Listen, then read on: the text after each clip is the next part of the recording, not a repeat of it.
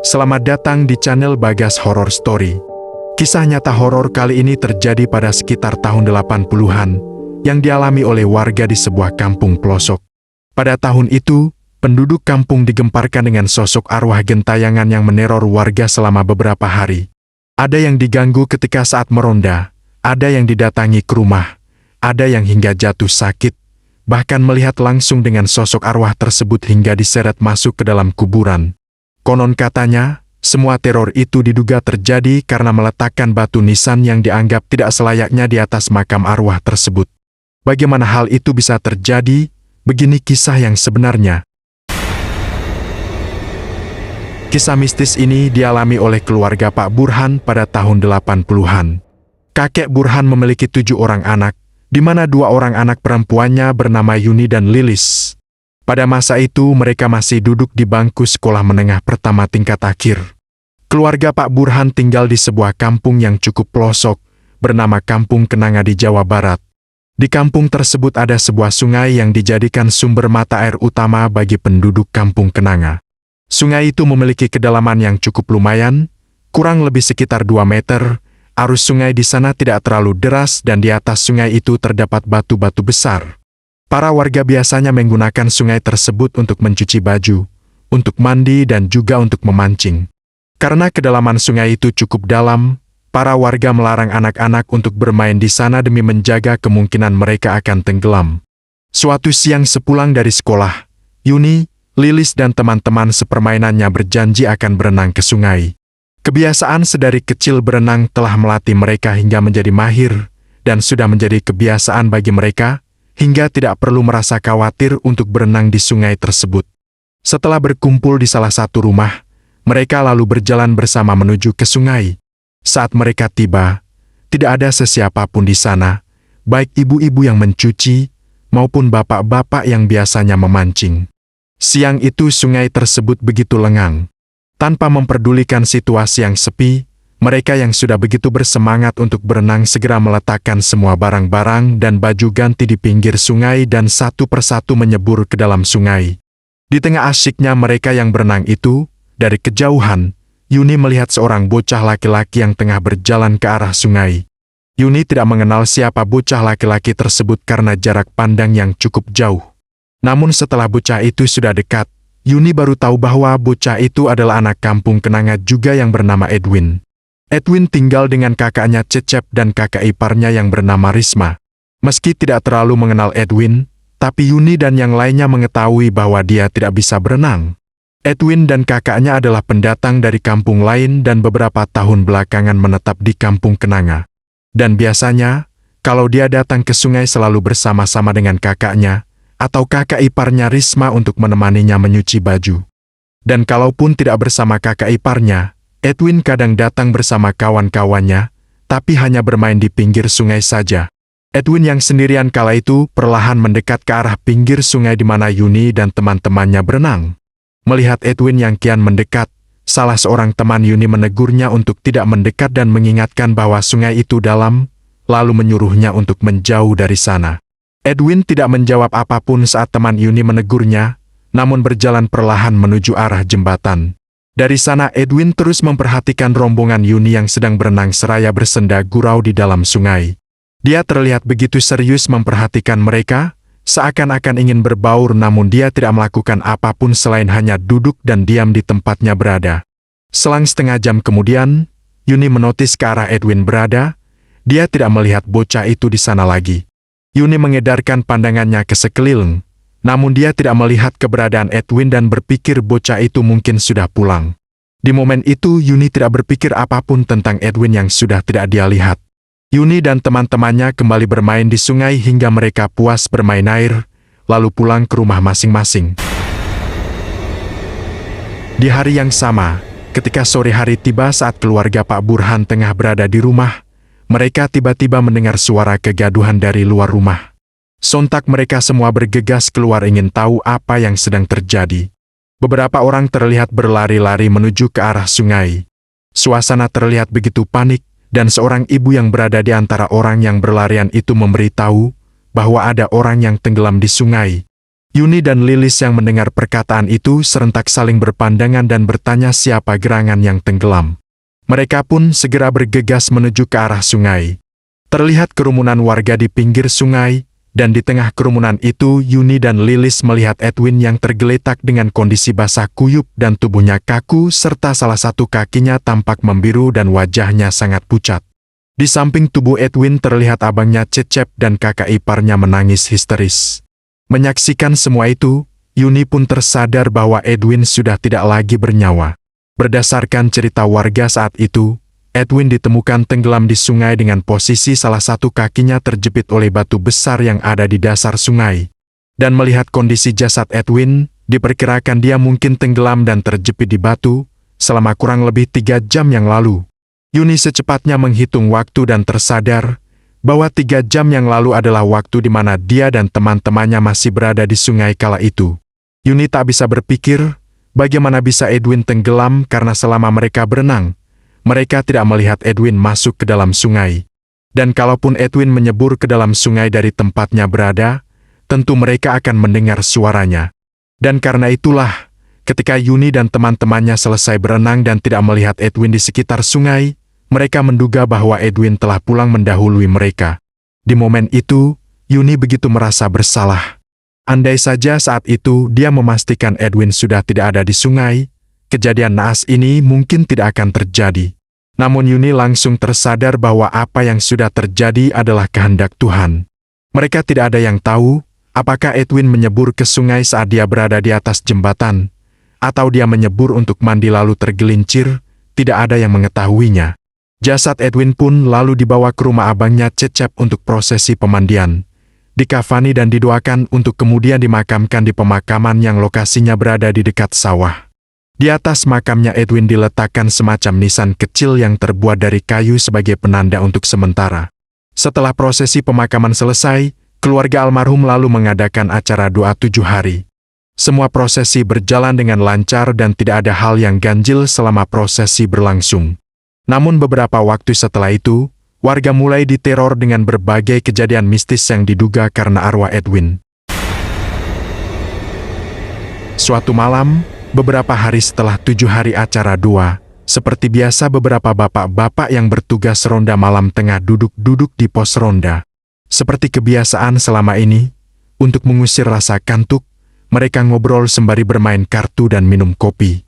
Pada masa itu, listrik belum masuk ke kampung Kenanga, kebanyakan penduduk menggunakan lampu petromak sebagai penerangan di malam hari. Begitu pula pada malam itu, para petugas ronda mengandalkan lampu petromak untuk menerangi mereka saat berjaga, yang digantung di salah satu sudut pos ronda. Seperti yang kita ketahui, lampu petromak memiliki batang pompa kecil yang berada di bagian samping tangki, yang berfungsi untuk menyalakan api, di mana jika batang pompa naik ke atas, api akan menyala, dan jika batang pompanya turun maka api akan mati. Dan setiap kali batang pompa lampu naik atau turun, batang pompa itu akan menimbulkan suara yang menandakan turun atau naik benda tersebut yang mengakibatkan suara desis api yang menyala maupun redup. Di tengah asyiknya mereka yang bermain kartu sembari ngobrol itu, tiba-tiba terdengar suara batang pompa yang menandakan turun, dan lampu petromak tersebut pun padam. Secara serentak mereka terdiam dan saling pandang karena suasana yang tiba-tiba gelap. Mereka mencoba berpikir positif, mungkin saja minyak lampu tersebut sudah habis. Salah seorang dari mereka lalu mencoba memeriksa tangki, tapi ternyata minyak masih penuh. Ketika batang pompa dinaikkan, lampu kembali menyala. Namun ketika hendak beranjak duduk, terdengar suara batang pompa lampu turun, dan lampu itu kembali padam. Secara bersamaan, semua bapak petugas ronda melihat ke arah lampu. Dan apa yang mereka saksikan sangat tidak bisa dipercaya. Batang pompa lampu petromak itu berkali-kali turun naik, yang menyebabkan lampu pun menyala dan mati berkali-kali dengan sendirinya, seperti ada yang melakukannya. Dan di saat yang bersamaan, mereka merasakan udara di sekitar pos ronda sangat panas dan begitu pengap. Menyadari ada sesuatu yang ganjil, sontak mereka berkabur ketakutan, dan pulang ke rumah masing-masing. Malam itu mereka tidak berjaga karena rasa takut dengan apa yang mereka alami. Keesokan harinya, setelah menceritakan kejadian yang mereka alami kepada warga, Cerita itu langsung menjadi perbincangan hangat seluruh warga kampung Kenanga. Kasak-kusuk pun beredar, dan beberapa warga ada yang mengatakan, mungkin saja teror itu adalah arwahnya Edwin yang baru meninggal. Mereka berasumsi bisa saja arwahnya tidak tenang karena dia meninggal dengan cara yang tragis, tenggelam di sungai tanpa ada yang mengetahuinya. Warga kampung Kenanga masih percaya bahwa jika ada seseorang yang meninggal, yang mungkin karena kecelakaan, jatuh dari atas pohon, tenggelam dan kematian mengenaskan lainnya, maka arwah yang meninggal itu tidak tenang dan gentayangan. Di tengah kasuk-kusuk itu, Pak Burhan meminta pada semua warga untuk tidak suzon atas dugaan mereka yang mengatakan bahwa itu adalah arwah Edwin yang bergentayangan. Dengan bijaksana, Pak Burhan mengatakan bahwa kejadian yang dialami bapak-bapak ronda tadi malam untuk tidak dibesar-besarkan, karena tidak ada seorang pun melihat dengan jelas sosok Edwin. Namun, cerita yang sudah terlanjur beredar dan semakin meluas di kalangan warga kampung Kenanga, tentang lampu petromak yang dikaitkan dengan arwah Edwin, membuat warga kampung menjadi ketakutan. Dan teror tidak berhenti sampai di situ. Keluarga almarhum Edwin, yaitu Om dan bibinya, Pak Bambang dan Bu Sinta, juga mengalami teror. Malam harinya, ketika Pak Bambang dan Bu Sinta sedang makan malam, mereka tiba-tiba mendengar suara ketukan pintu yang cukup kencang. Mendengar suara ketukan yang sepertinya terburu-buru, Pak Bambang segera membuka pintu. Namun saat pintu terbuka, ia tidak melihat siapapun di sana. Barangkali hanya orang iseng saja itu, Bu Sinta berkata. Pak Bambang pun segera menutup pintu kembali, dan mereka lanjut untuk makan. Tidak berapa lama kemudian, mereka kembali mendengar suara dari arah pintu. Kali ini bukan suara ketukan, tapi suara gagang pintu yang sepertinya hendak dibuka. Perasaan takut mulai menyergap mereka. Dengan memberanikan diri, Pak Bambang mencoba mendekati arah sumber suara tapi tidak membuka pintu. Pak Bambang mengintip lewat jendela. Namun, lagi-lagi ia tidak menemukan siapapun di sana dan suara itu seketika berhenti. Setelah kembali menutup jendela, Pak Bambang mundur beberapa langkah dan hendak berbalik, suara gagang pintu itu terdengar kembali. Secepat mungkin Pak Bambang langsung mendekati jendela dan membukanya. Tidak ada siapapun di luar sana, tapi suara gagang pintu yang hendak dibuka masih terdengar jelas. Menyadari bahwa apa yang terjadi bukanlah sesuatu yang biasa, Pak Bambang dan Bu Sinta akhirnya memilih masuk ke dalam kamar. Hingga pukul 2 dini hari, mereka masih mendengar suara gagang pintu tersebut dengan jelas. Mereka tidak berani keluar kamar dan hanya bisa membaca-baca doa sebagai penenang di tengah ketakutan mereka. Teror mistis itu tidak hanya terjadi pada malam itu saja. Malam berikutnya teror itu kembali terulang, dan bahkan beberapa malam berikutnya, kejadian yang sama masih mereka alami. Dengan adanya kejadian mistis yang mereka alami, Bu Sinta lalu menceritakan hal itu kepada tetangganya.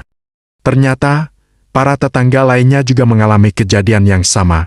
Mereka mendengar suara ketukan pintu, lalu gagang pintu yang seperti hendak dibuka, dan suara-suara itu terus berlangsung hingga tengah malam. Kejadian mistis yang sama yang mereka alami, membuat salah seorang berkata, bahwa memang benar arwah Edwin lah yang bergentayangan dan melakukan semua kegaduhan tersebut.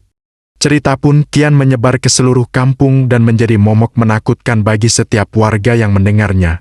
Tanpa terkecuali, Yuni dan Lilis pun mendapat teror dari arwah yang disinyalir adalah arwah Edwin yang bergentayangan.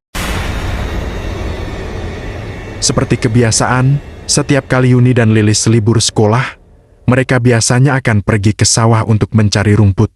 Suatu pagi, mereka bersiap-siap akan pergi mencari rumput ke sebuah sawah yang kebetulan berdekatan dengan pemakaman kampung.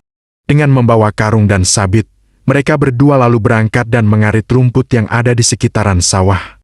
Setelah merasa rumput yang mereka arit cukup, keduanya pun pulang melewati gapura pemakaman.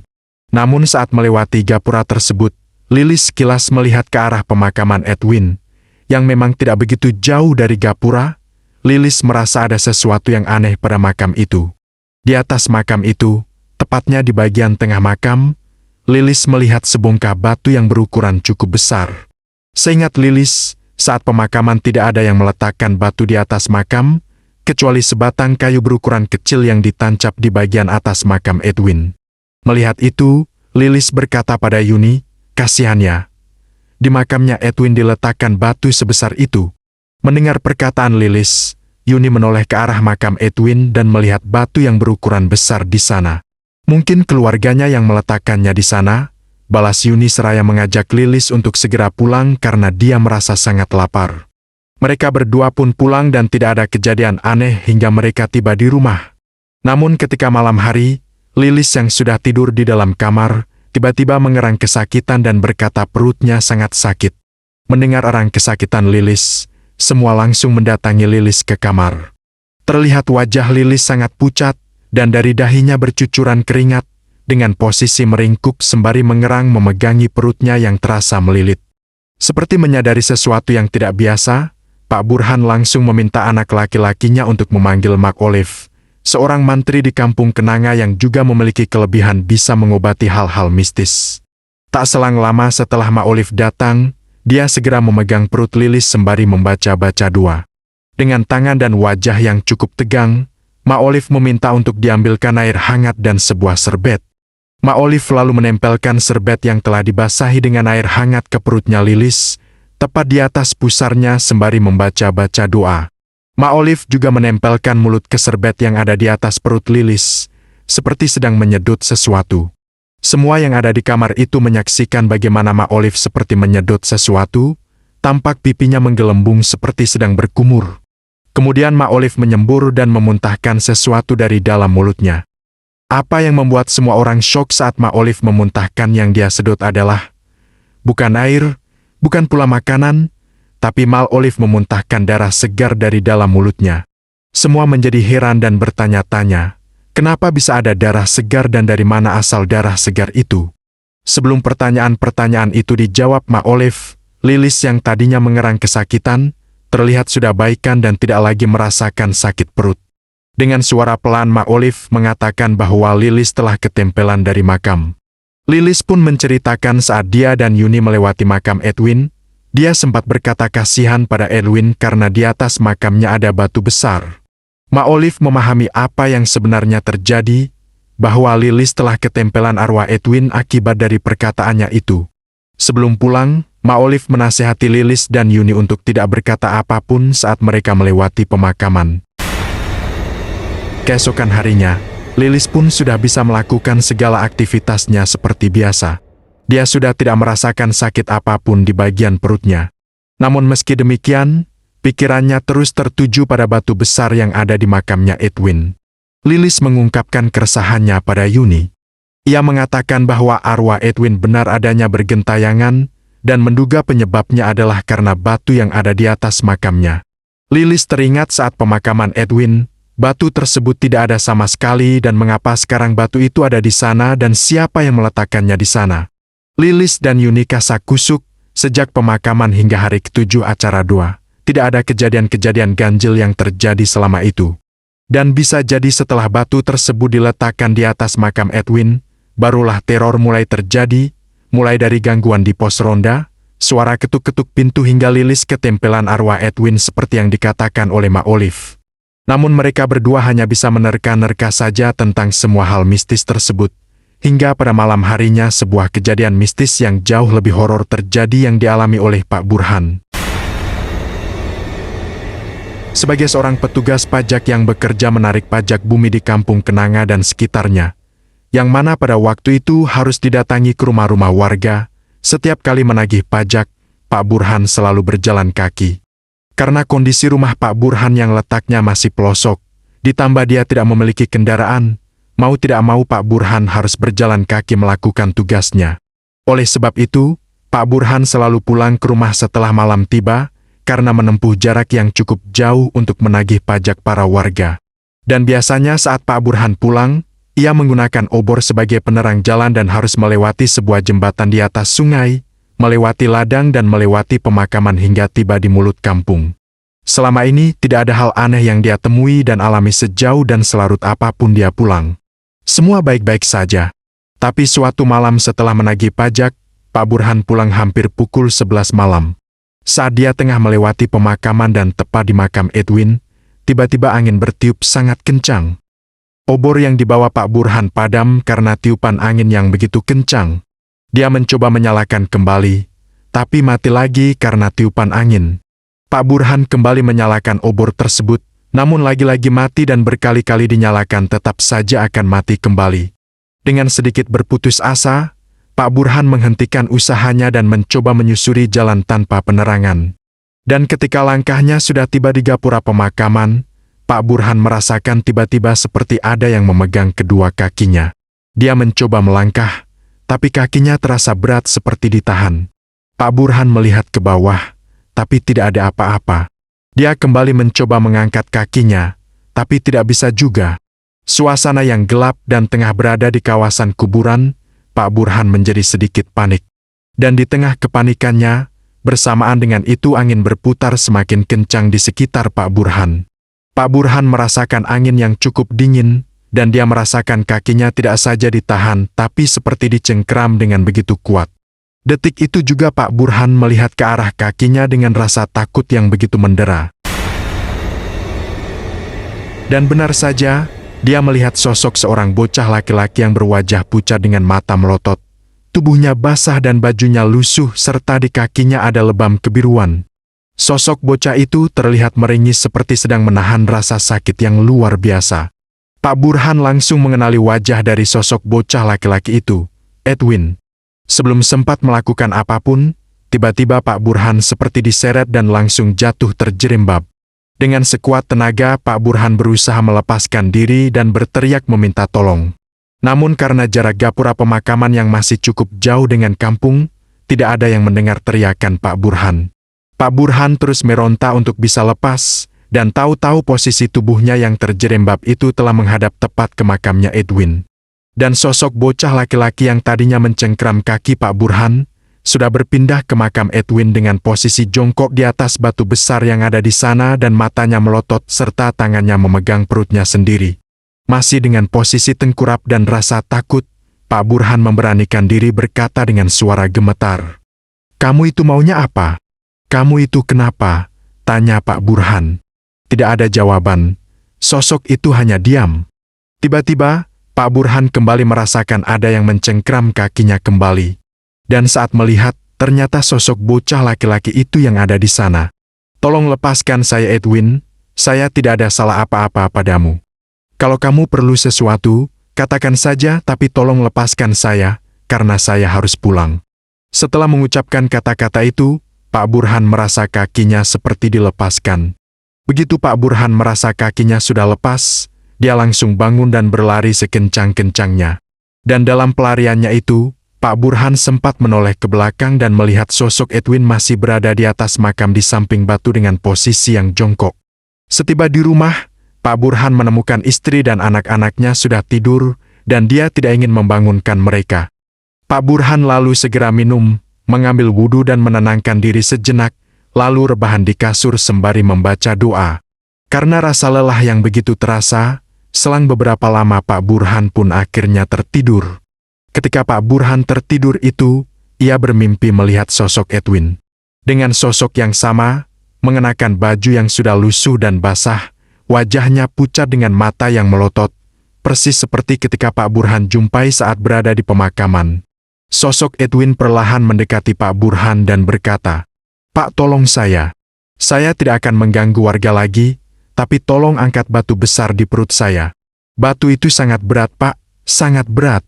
Setelah mengucapkan kata-kata itu, sosok Edwin menghilang dan Pak Burhan pun terbangun dari tidurnya.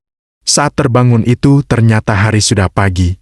Di sekelilingnya ada istri dan anak-anaknya yang tengah menunggui, karena mereka mendengar Pak Burhan seperti mengigau dalam tidurnya layaknya orang yang ketindihan.